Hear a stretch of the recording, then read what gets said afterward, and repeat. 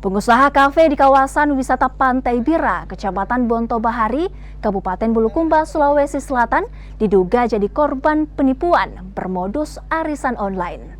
Arisan online tersebut ditawarkan oleh seorang istri anggota polisi yang bertugas di Polsek Bonto Bahari.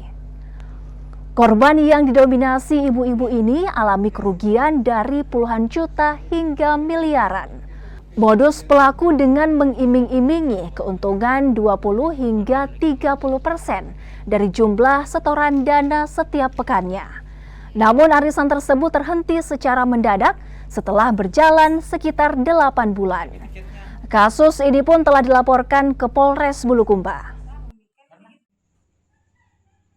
Ada arisan 30 juta, arisan 50 juta, ada arisan 10 juta, ada arisan 20 juta, ada arisan 5 juta juga. Kita sendiri ada berapa juta? Kalau saya total uangku yang belum dia kembalikan itu 70 juta lebih. Berarti ada sekitar miliaran ya uang yang dimiliki korban?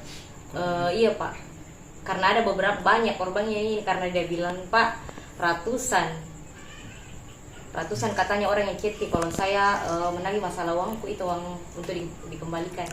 Bagaimana awal mula tak ikut ini arisan iming-imingnya?